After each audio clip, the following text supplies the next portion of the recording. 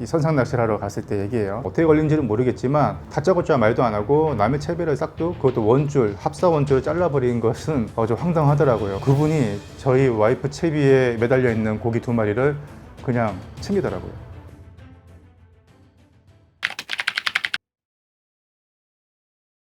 안녕하세요, 입질의 추억입니다. 자, 2019년 뉴스를 보니까 낚시가 등산을 누르고 취미 1위로 등극했다고 하네요. 낚시 인구가 우리나라에 700에서 800만 명이나 추산이 된다고 합니다. 그 말이 뭐냐면 7에서 8명의 국민 중에 한 사람은 낚시를 과거했거나 지금도 즐기는 중이라는 거죠. 뭐 고기 좀 낚인다고 소문이 나면은 요새 이제 인터넷, SNS를 통해서 이제 사람들이 엄청나게 몰립니다.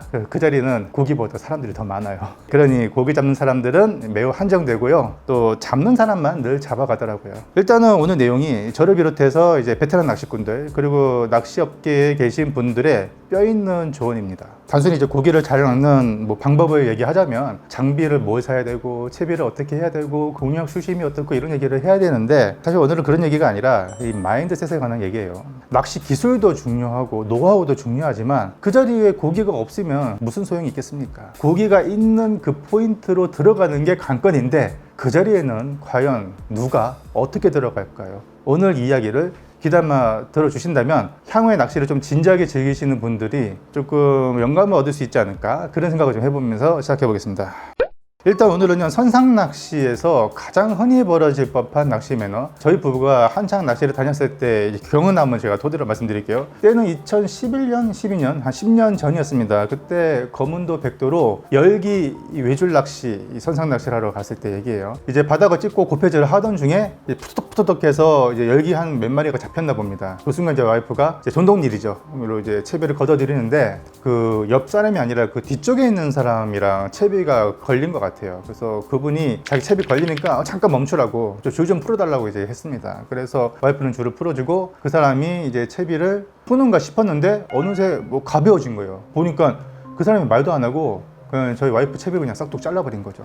자잘못을 사실은 따지기가 힘든 게 물속 상황을 어떻게 우리가 볼 수가 없으니까 어떻게 걸린지는 모르겠지만 다짜고짜 말도 안 하고 남의 채비를 싹둑, 그것도 원줄, 합사 원줄을 잘라버린 것은 좀 황당하더라고요. 근데 즐겁자고 한 낚시인데 얼굴 붉히기 싫어서 크게 어필을 하진 않았습니다. 그리고 넘어갔는데 와이프가 고기를 걸었단 말이에요, 분명. 그래서 엉킨 줄을 풀었거나 끊었으면은 그 와이프 채비가 남아있을 거 아니에요. 바늘이나 봉돌, 심지어 거기 걸려있는 고기라도 해수욕 가려고 했는데 그분이 저희 와이프 채비에 매달려 있는 고기 2마리를 그냥 챙기더라고요.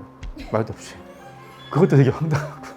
자, 그래서 거기에 대해서 이제 낚시 매너에 대해서 제가 한번 예전에 블로그에 글을 한번 소개한 적이 있었죠. 많은 분들이 되게 이제 공감을 해주셨고 좀 조심하자 이런 얘기가 있었지만 그 와중에 또 이런 댓글이 달려서 또 황당했습니다. 좀 다른 생각입니다. 만약 저 상대방 입장에서 아내분이 조금이라도 더 잘못해서 낚싯줄이 엉켰고 끊어도 될까요? 라고 웃으며 물어봤는데 상대방이 예기치 못한 답변을 한다. 아니요, 안 돼요. 이런 식으로. 그리고 본인이 제대로 풀려고 하지도 않는다면 난 줄을 엉킨 것도 짜증이 나는데 그러고 있다면 본인은 기분이 어떨까요? 그런 상황에 반복되는 것이 싫어서 줄 엉킴이 책임이 조금이라도 더 있는 사람에게 줄 끓는 것을 그냥 감수해야 할 것이라는 무언의 원칙 같은 것을 나름대로 세우고 있다고 봐야 할 것 같습니다. 자, 여기 또 다른 댓글이 달렸는데 상대방 원줄 및 채비를 손상시키는 건 있을 수 없는 일입니다. 상대방 것은 바늘, 채비, 봉돌 이런 어획물은 가차없이 돌려줘야 하는 것입니다. 선상 낚시에서 채비가 엉켰을 경우 풀려고 애를 쓰는 경우가 많은데 바늘 목줄 잘랐다가 다시 묶는 편이 훨씬 빠르답니다. 그럴 수 있죠. 그러니까 어쩔 수 없어서 끊더라도 상대방한테 동의를 구하고 끊는다. 이게 맞지 않나 싶은데요. 여기에 대해서도 여러분의 다양한 의견 어떤지 한번 궁금합니다. 채비가 엉키고 할 수 있는 건 자연스러운 현상입니다. 근데 그 뒤에 대처가 어떠냐가 중요한데 죄송하다는 말을 못 하더라도 서로 이제 눈인사 정도는 하고 어떻게 할까요? 라고 이렇게 물어보는 것이 어떨까 싶네요. 두 번째입니다. 처음 낚시를 시작하시는 분들이 저한테 어떻게 낚시를 접근해야 하고 어떤 장비를 사야 될지 몰라서 물어보는 분들이 굉장히 많습니다. 자, 이럴 때 반드시 염두에 둘 것이 있습니다. 이거 굉장히 쉽습니다. 첫 번째 정해야 될 것은 다른 것도 아닌 내가 무엇을 낚고 싶은지 대상어입니다. 처음에는 고등어도 잡고 싶고 돔도 잡고 싶고 이것저것 많이 잡고 싶습니다만 바다 낚시는 사실 그렇게 호락호락하지 않아서 낚싯대 하나 샀다고 그 다양한 종류를 다 잡을 수는 없어요. 그러면 대상 어종을 특정을 해야 됩니다. 자, 예를 들면은 나는 도다리 낚시를 하고 싶다. 그러면 도다리 장비나 채비에 대해서 요새 유튜브나 인터넷 검색하면 다 나옵니다. 그러면 제일 먼저 염두에 둘 것이 도다리를 잡을 때 필요한 낚싯대, 릴, 그리고 릴에 감아야 할 라인, 그리고 이제 세부 채비가 필요할 겁니다. 원투 낚시니까 묶음추 채비가 필요하다든지 구멍봉돌, 뭐 바늘, 도다리 바늘 같은 것들을 이제 검색을 하겠죠. 자, 여기까지 준비가 됐으면 부가적으로 따라오는 준비물이 필요하겠죠. 모자나 선캡이나 낚시 장갑, 낚시 수건, 선글라스, 라인 커터, 살림망, 더 나아가서 낚시 복장, 몇 가지 준비가 되면 이제 출조를 해야 되는데, 가자미, 도다리가 가장 잘 잡히는 시기가 언제인지 알아보게 되겠고, 그리고 그 장소가 강원도인지 뭐 서해 태안반도인지 더 세부적인 포인트까지 알아보게 되겠죠. 이렇게 해서 낚시를 하러 갔습니다. 그러면은 가자미나 도다리만 잡힐까요? 하다 보면 붕장어도 잡히고 우럭도 잡힙니다. 이렇게 도다리를 잡겠다고 낚시를 시작했는데 부가적으로 따라오는 조과물들이 있어요. 다만 붕장어나 도다리를 낚겠다고 준비한 채비에 위로 떠다니는 고등어가 잡히지는 않습니다. 그럼 고등어도 낚고 싶은데 그러면 이제 고등어 채비 또 알아봐야겠죠. 이런 식으로 대상어를 딱 특정해서 가지치기로 장비가 뭐가 필요한지 채비가 뭐가 필요한지 이렇게 나아가서 접근하는 게 가장 쉬운 방법이다 라고 말씀을 드리고 싶습니다. 세 번째입니다. 값비싼 장비나 장구류에 연연하지 말 것. 낚시를 가기도 전에 내가 필요한 장비가 뭐가 있을지 미리 다 모든 걸 다 갖추고 가려고 하시는 분들이 계신데 꼭 그럴 필요는 없어요. 그리고 낚시를 하다 보면 이제 필연적으로 필요에 의해서 다음에 갈 때 이런 건 좀 사자라고 생각나는 것들이 있어요. 그런 것을 후일 추가로 구매하시는 것을 권장하고요. 그리고 처음부터 뭐 비싼 낚싯대나 리를 살 필요가 없습니다. 왜냐하면 초보자들은 장비 다루는 게 아무래도 서툴 수밖에 없어요. 그러다 보면 뭐 바람에 넘어가기도 하고 비싼 낚싯대를 부러뜨릴 확률도 굉장히 높습니다. 그래서 처음에는 너무 터무니없이 싸구려 장비를 사서 이제 몇 개월 하다가 이중 지출이 발생하는 그 정도가 아니라면 한 10만 원 내외 선에서 적당한 장비를 구매해 쓰시는 것을 권하고요. 내가 이 장비에 어느 정도 익숙해졌고 장비 다루는 것이 좀 쉬워졌다 그러면은 그때부터는 한 30만 40만 원 뭐 이상 낚시 장비를 구입해도 늦지는 않습니다. 자, 이제 뭐 많은 분들이 뭐 10만 원짜리 낚싯대랑 100만 원짜리 낚싯대의 차이를 이제 물어보시는데, 일단은 10만 원짜리 100만 원짜리 차이는요,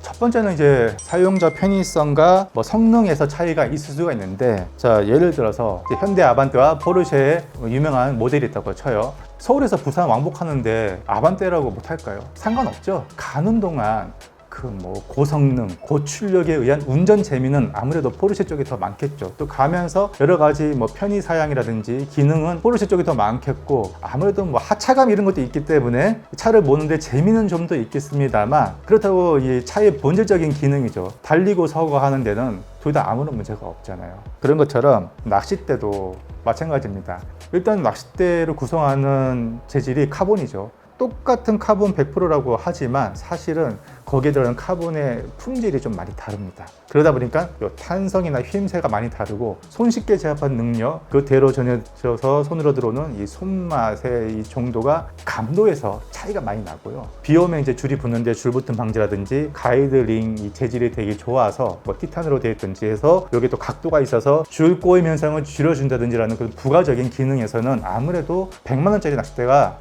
낫겠죠. 하지만 본질적으로 고기를 낚는 데는 10만 원짜리나 100만 원짜리나 크게 차이는 없다.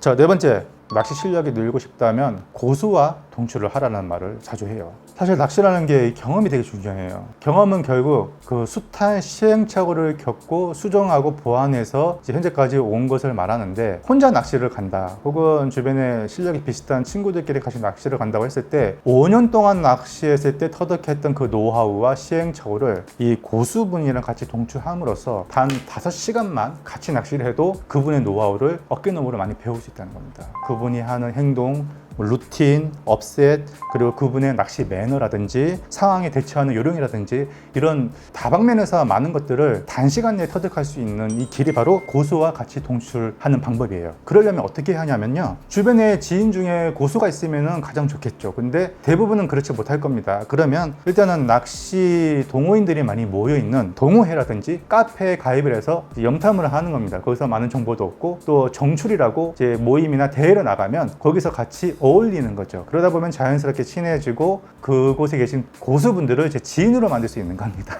예, 그렇게 해서 같이 몇 번 나가버릇하면은 정말 혼자 다녔을 때와는 비교도 안 되게 단시간 내에 정말 많은 기술들, 노하우를 옆에서 직접 목격하고 배우실 수가 있어요. 그게 가장 빠른 길입니다. 자, 그렇다면 물고기를 잘 낚을 수 있는 방법 뭐가 있을까? 첫 번째, 가장 중요한 거, 요거 좀 의외라고 생각할 수 있는데, 물고기 잘 잡을 수 있는 비결 중에 하나가 바로 인맥입니다. 사람이 사는 사회에서는 어쩔 수 없는 게, 여러분이 만약에 낚시방 점주나 선장님이라고 가정을 해볼게요. 다양한 유형의 손님들이 전국에서 올 겁니다. 그랬을 때 조금이라도 낚시 확률이 높은 포인트에 내려주고 싶다. 누구로 내려주겠습니까? 자, 고기가 잘 나온 자리는 뭐 제비뽑기로 하나요? 그렇지 않죠. 명당 자리에 누구로 내려줄 것인가? 아무래도 팔을 안으로 굽는다고 평소 절친인 선후배들, 뭐 고향, 선배님들, 지인들을 위주로 먼저 내려주거나, 아니면 이제 자기 배 많이 팔아주는 단골 손님들을 위주로 좋은 자리에 내려주겠죠. 약간 표현이 그럴지 모르겠는데, 사실은 명당 자리는 몇 군데 안 되고 나머지는 사실 들러리 한다, 이런 표현들을 많이 써요. 심지어 저는 모래밭에 내린 적이 있었어요. 예.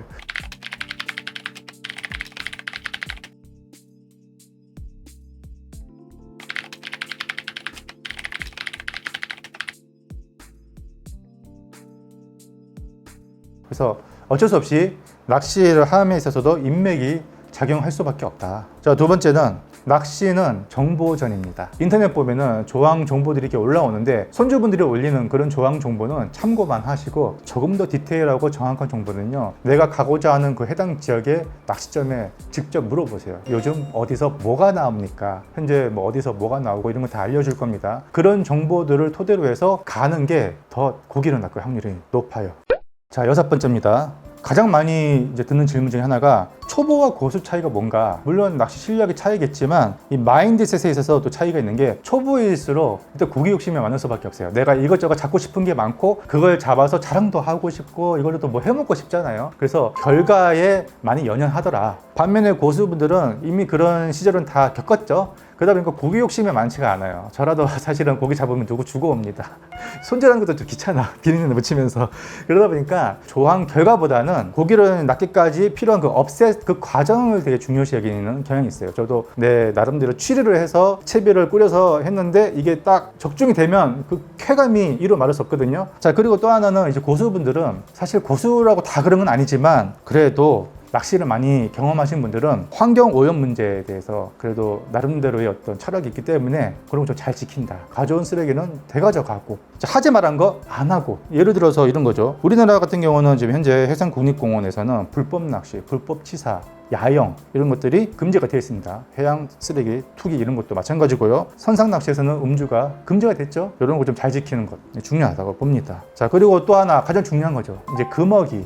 또 금지 체장이 있습니다. 이런 법규와 관련된 것들, 또 수산자원 관리법을 익히고 낚시를 하시는 것을 추천합니다.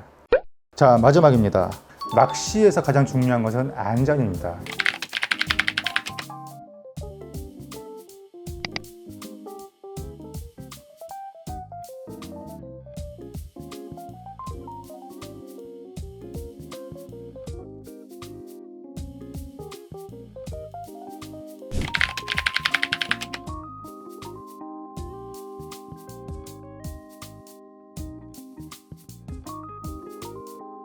특히 이제 파고와 풍속이 굉장히 중요한데, 저 같은 경우는 파고 같은 경우는요 1.5m가 넘어간다 그러면 낚시를 안 갑니다. 그리고 풍속은 8m/s 이상일 경우에는 가급적이면 출조를 지양하는 것을 권합니다.